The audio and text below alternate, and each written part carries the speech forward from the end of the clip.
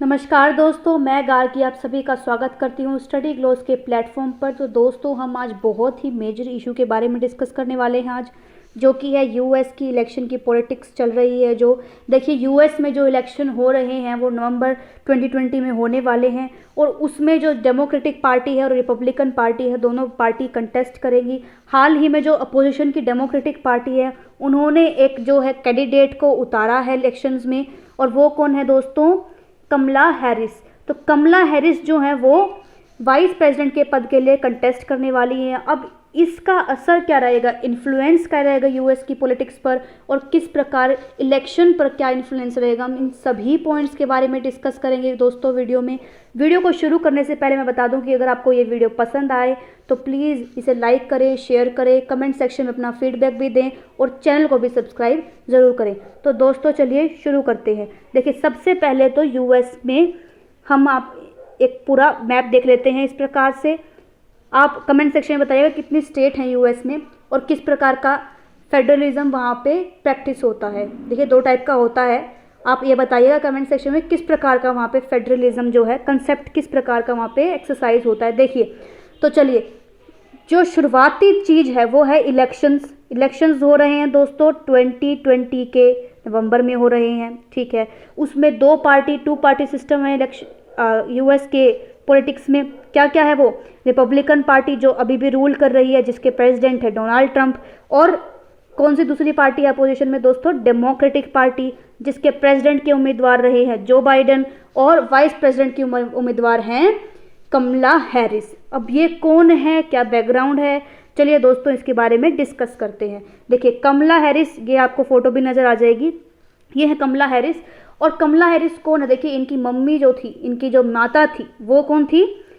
Indian origin की थी, और इनके जो पिता थे वो जमाइकन, और ये जमाइका से कंट्री से बिलोंग करते थे। तो ये basically as a immigrant California में रहते थे। फिर जब कमला हैरिस जी हुई तो उनके बाद जो है उन्होंने सारी एजुकेशन जो है कैलिफोर्निया से की, अपनी हायर एजुकेशन होवर्ड यूनिवर्सिटी से की, और उसके बाद पोस्ट जो ग्रेजुएशन, जहाँ जिसको ग्रेजुएशन बोलते हैं फॉरेन कंट्रीज़ में, वो उन्होंने कैलिफोर्निया यूनिवर्सिटी से प्राप्त की। वो member of the democratic party की मेंबर हैं। वो farmer attorney general of California की फॉर्मर अटॉर्नी जनरल है। वो सैन फ्रांसिस्को की डिस्ट्रिक्ट अटॉर्नी जनरल वो रह चुकी हैं। तो ये सारे उनके, आप कह सकते हैं, पॉलिटिकल एम्बिशंस हैं सब। तो इस प्रकार से उनका पूरा एक नेतृत्व है दोस्तों। कमला हैरिस जो है वो इतनी प्रोमिनेंट क्यों है?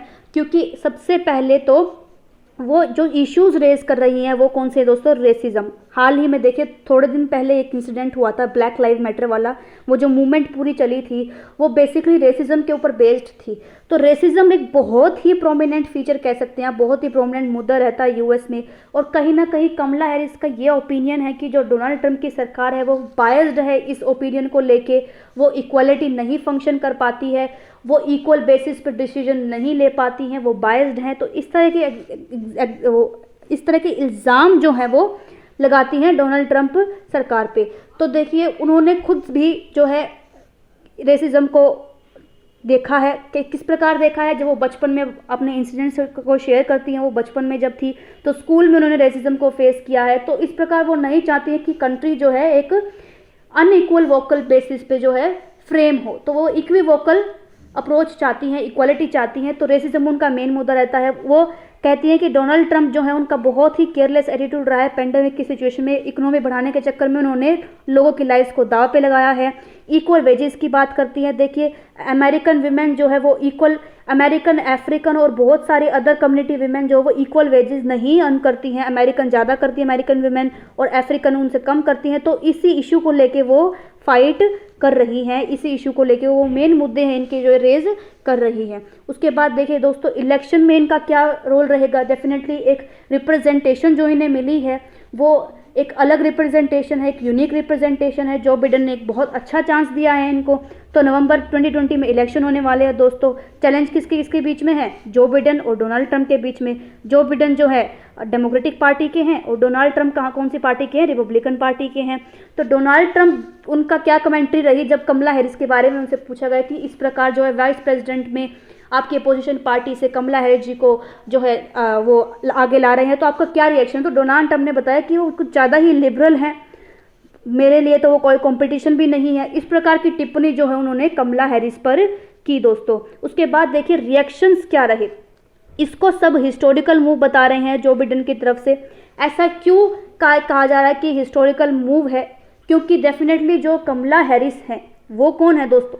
कमला हैरिस जो है सबसे पहले तो फर्स्ट ब्लैक अमेरिकन है, फर्स्ट ब्लैक ऐसी लेडी हैं जिनको वाइस प्रेसिडेंट के पद से इलेक्शन में उतारा जा रहा है। और सेकंड जो चीज़ रही है दोस्तों वो फर्स्ट एशियन अमेरिकन वीमेन भी हैं।